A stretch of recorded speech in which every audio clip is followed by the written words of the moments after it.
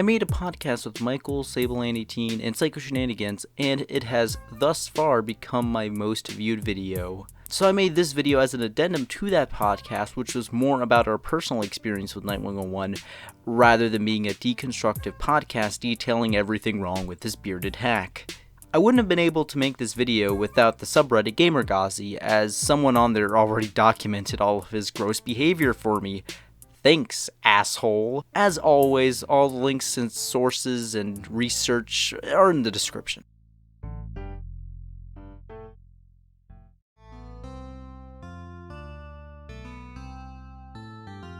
I think that implied language can get you far when it comes to figuring out what someone's true beliefs and intentions are. It also keys us into how much he's looked into the topics that he expresses his views on. Also, the phrase "just my opinion" is dumb and doesn't take into account that your opinions have an effect on the real world. For example, if you believe that vaccines cause autism, you will try to impact legislation in your area so that way you don't have to vaccinate your children, which has the effect of killing everybody in your community slowly.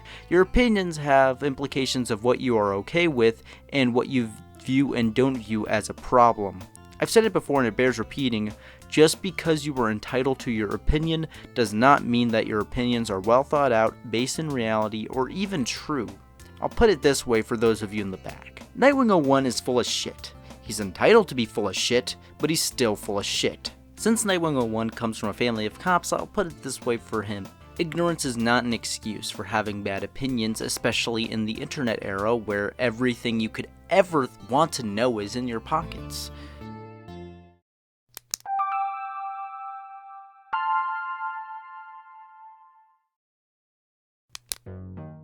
In this part, I'm going to be talking about his general beliefs of how the world works and the mysterious boogeymen behind the destruction of our society that he believes exists.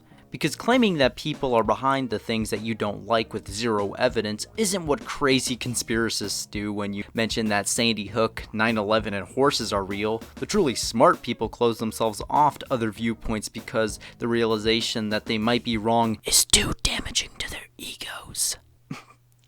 What the fuck?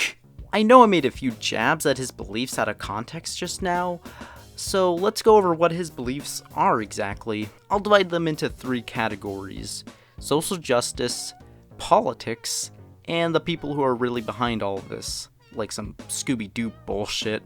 Like, Zoink Scoob! Those SJWs are all behind this. Fuck. On the side of social justice, he hates political correctness. He thinks that social justice has gone too far. Racism is a thing of the past, except whenever it happens to him, of course. Forced diversity is libtard garbage. He doesn't understand why people are rioting and then invokes MLK without understanding the words that the man spoke, because what conservatives love most about MLK and Frederick Douglass is that they're fucking dead. And he thinks that there's some agenda against people like him. Wow, that's full of bullshit. On the side of politics, he believes that he is neither liberal nor Republican, which proves that he doesn't know anything about politics, since a lot of liberals have disdain for the Democratic Party for their passive approach for the things that liberals fight for. Also, claiming to be a centrist doesn't excuse you for using far-right rhetoric and buzzwords as well as following far-right thought leaders, you fucking dumbass! He doesn't like the status quo being criticized. He thinks that the people behind this are trying to erase Christians, white men, and conservatives, and he blames the cultural Marxists, SJW, commie, liberal, and socialists for trying to erase and silence him.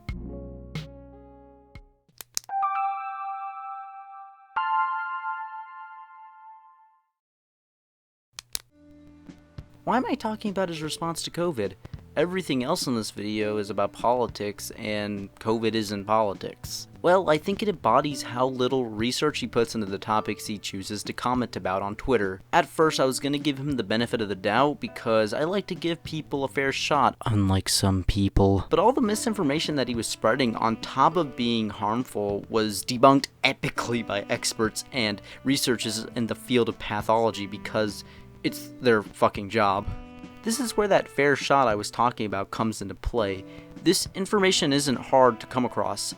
You don't have to scrounge through hundreds of scientific articles like a fucking Christian historian trying to find the Dead Sea Scrolls. You just have to Google it. It's not that fucking hard. But hey, maybe he was wrong about minor details that wouldn't harm anybody. Right? The things that he was trying to spread through his influence were masks don't protect you, but gloves do. Only people with respiratory problems will be affected, and overall downplaying COVID by saying that at the time there were only 14 cases in Pennsylvania, and he said this on March 11th of 2020. Keep that in mind. I guess that my faith in Knightwing01 to not be shit is just like my faith in God. Misplaced.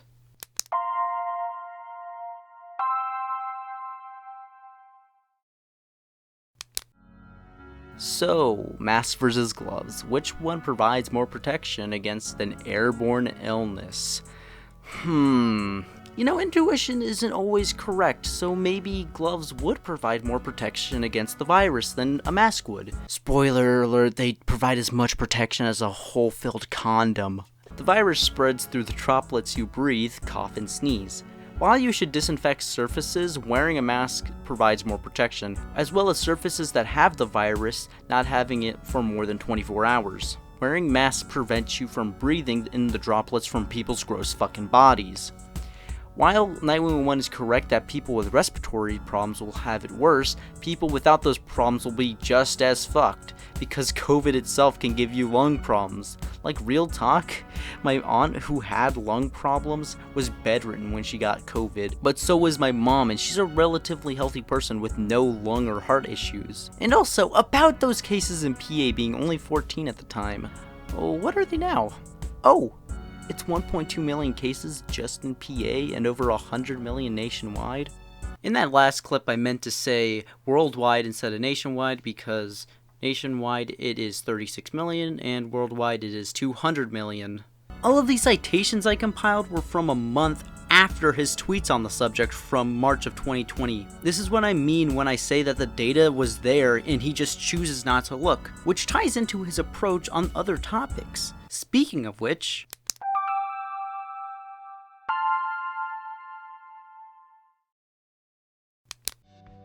as mentioned in the previous chapter, Knightwing01 doesn't look much into the things that he likes to talk about on Twitter, so it doesn't come as a shock that he has all the insight of Helen Keller when it comes to social issues. He has this idea that racism is all in the past and that racism doesn't exist anymore. Of course, if you know anything about racism and its current effects, you know that that just doesn't go away.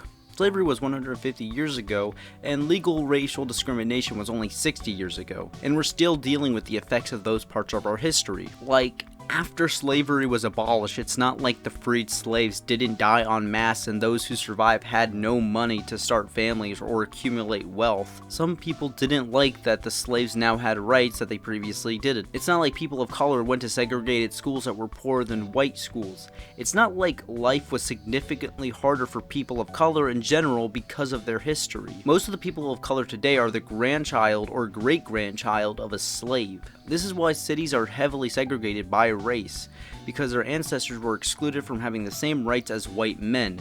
You can't say that systemic racism is a thing of the past, because the past will always affect the future. Our friend Knightwing01 likes to invoke MLK when talking about the riots, saying that riots are dumb and that there's nothing to riot about. He thinks this because the US education system doesn't really like talking about the riots that happened after MLK got assassinated. I've talked about this in my White Fang video, and since I'm a hack, I'll just reword it here. The Black Lives Matter movement is not bad because they are fighting for social change, and their means to that end is changing the systems that cause racial injustice to sprout in the first place. Riots are the language of those whose plights have not been heard, because when you are told that all men are created equally and you experience judicial, economic, social, and systemic discrimination, you begin to think that your country is full of shit, because the country's position on human rights conflicts with the lived experiences of minorities. Since Knightwing01 loves MLK so much, what does he have to say about the riots? Even Senator Jacob Javits asked the question recently. He said that he was a slum resident, but he and some of his fellow Jews were able to make it out of the ghetto on the Lower East Side. The same thing is true with lots of Irish, Italians. And he asked the question why the Negro finds it so difficult to make his way up out of the ghetto. Well, number one, No other racial group has been a slave on American soil. It's nice to say other people were down and they got up. They were not slaves on American soil. I think for the Negro to turn to violence would be both impractical and immoral. I think we've got to see that a riot is the language of the unheard. And what is it that America has failed to hear? It has failed to hear that the economic plight of the Negro poor has worsened over the last few years. The white moderate who is more devoted to order than to justice, who prefers a negative peace, which is the absence of tensions, to a positive peace, which is the presence of justice. Oh, would you look at that? Knightwing01 is wrong about MLK and what he stood for. I am not shocked at all.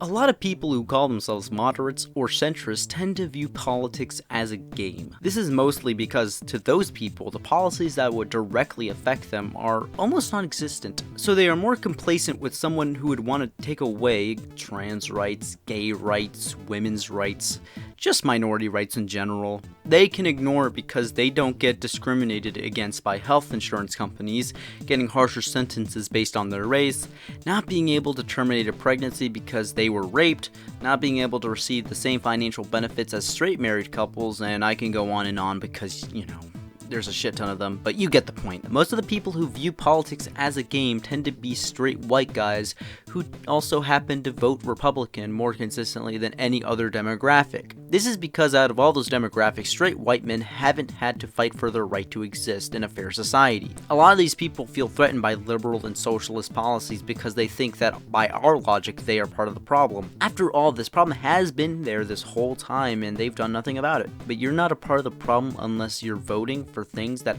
actively threaten marginalized people. A lot of people think that true wisdom is saying that both options are stupid and the same. They say this because it's easy and cynical. It doesn't require any effort to say that both sides are corrupt because it only looks at the surface level ideas of the Democratic and Republican parties. It doesn't look at their views on the issues or the ideological differences between the American left and the American right. It doesn't take into account that liberals, conservatives, socialists, libertarians, environmentalists, and anarchists, just to name a few, have different beliefs with different ends, different means, different histories, different everything. They view all this political talk as mumbo jumbo, and politicians take advantage of this by using buzzwords and rhetoric to say stuff like, with this guy as your president, he'll raise taxes to invest it in socialized medicine. And a bunch of mouth-breathing morons who don't know anything about politics start to freak out. Both sides are not equal. Even though I don't like the Democrats since their passive approach to the issues is what Republicans take advantage of, but they have different views on the issues and one of them is better. Spoilers, when it comes to social issues, the Democrats are a lot better. Policies on the left tend to be things that go against corporate interests. I find it funny whenever righties talk about woke corporations since most of them vote for policies on the right to keep money in their pockets and out of their employees' pockets. My biggest problem with Knightwing01 is the fact that he spreads his legitimately harmful ideas and rhetoric to a group of people that will vote against things that would actually help marginalized peoples. This is why I added that preamble at the beginning about hashtag different opinions. Because hashtag different opinions aren't just people disagreeing. Because if you disagree with trans rights, women's rights, and creating a more equal society, you're making the quality of life for other people worse. Not by disagreeing, but by voting for people that have the ability to take the rights of the people away. So a lot of these people like Knightwing01 like to fantasize about the apolitical Eden of Japan. They think that moving to Japan will suddenly get rid of different politics that they don't like and agree with and wish would go away. They don't realize that the reason that Japan is so socially conservative is because of the Western values from European and American interference and the industrialization of Japan. Most of the world's Western values come from colonialism. Europeans would go to unconquered land that wasn't as unconquered as they thought and started imposing their views on everything. This is why Christianity is one of the biggest religions, because it was spread through this process. Not to mention how Japan is one of the most xenophobic countries in the world. Not to mention its rape culture problem. It's not the apolitical Eden weebs think it is. it has a lot of problems like everywhere else on this son of a bitch that we call Earth. Also, most of these weebs are imposing their Western values onto Japanese media that gets localized here, which leads to them thinking that Japanese media is all Western values, which it isn't. I could go into it here, but there's already a great video by The Pedantic Romantic, which goes into Western anime viewers imposing Western values of gender into Japanese media, which is hugely detached from that. So go check it out if you haven't already. Knightwing01 thinks that politics need to be out of geek culture, but my question was, when wasn't it in geek culture? The most popular comic book characters came from World War II propaganda, which was explicitly political. I mean, Captain America would punch Nazis, and Superman's villain is literally Jeff Bezos. I know that Lex Luthor isn't literally Jeff Bezos, and for those of you commenting about how I use literally incorrect, we get it, you got no rebuttal, and you have to call out my grammar. The X-Men is literally about oppression. Iron Man was also political, as it was a response to the Cold War at the time. But maybe he means in gaming. Gaming is a lot younger than comics are, but gaming has also been political since the beginning. Like, I've been playing the original Fallout games, and they are unapologetic when it comes to criticizing democracy, American nationalism, and imperialism. They tell stories about the dangers of nationalism and imperialism, and how the Red Scare was stupid, and how war over resources is more real than you might think. Those games came out in the 90s, and they were pretty unique, but nowadays it seems like games are becoming more political, with games like Disco Elysium, I don't actually know how to pronounce it, winning the best narrative at the Game Awards, and the game devs thanking Karl Marx and Engels in their fucking victory speech. And Marx and Engels for providing us the political education. Thank you. And when games like Fallout New Vegas are extremely political and unapologetic when it comes to their critiques of political ideologies, and are one of the most revered games in the series, and gaming in general, you can't tell me that people are just SJWs.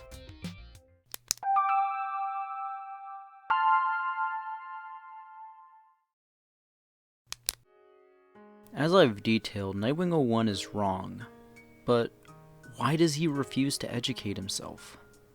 Is it that it takes effort to admit that you are wrong, and it takes work to educate yourself? Is it that some people are just too stupid and too invested in their worldview, and thinking that they might be wrong can damage the idea of the world they think they live in? Is it that American history is whitewashed and the real atrocities of our country is never taught? Is it that people are making it their job to misinform people with rhetoric and buzzwords because it's profitable and promotes the status quo? It's probably a mix of all these, but I think it's because he's expecting to be mad about anything and everything, because life sucks. Not just his life, mind you, but everyone's life. There are real problems that everyone thinks they have the answers to, and they so desperately want to have control over something in their life. During the production of this script, he got mad about a comic book character being bi from a comic book he probably hasn't read. He's just expecting to be mad, and he vocalizes his opinions despite them being clearly bullshit. He's been informed by people whose job is to misinform him and make him feel like the people making him feel helpless in every aspect of his life are the SJWs and the liberals and the woke corporations. He claims to be a centrist, but when he blames Democrats and the left for everything, it's obvious that he genuinely thinks that he's a centrist and that the left are just the bad guys. This is how people on the internet grow numbers for fringe communities like the alt-right and infiltrate communities of mostly white gamer guys. This ties into the next point that the internet has a toxicity problem. You see it a lot, people attacking other people rather than the ideas they present and the philosophies they present. You hear a lot of insults being thrown at one another.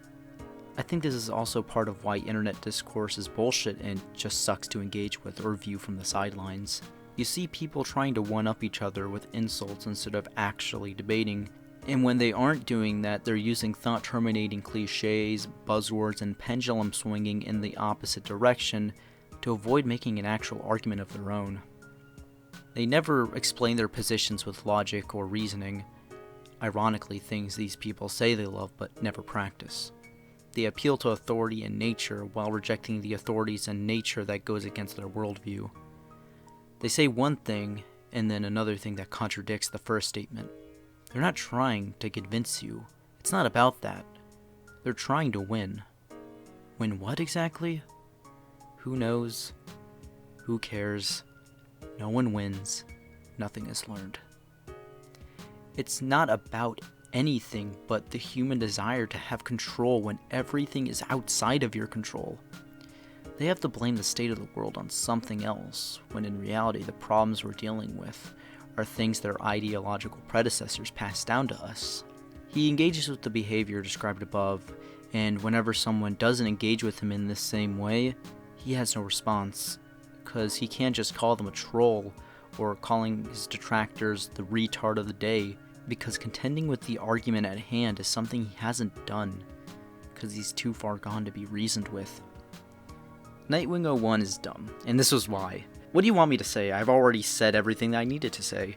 Maybe you should pay attention to the fucking video. But in all honesty, I think that he should probably just log off of Twitter for a bit. I mean, he's tweeting every few minutes, and that can't be healthy for somebody. That's the end of the video. I don't know how to end these.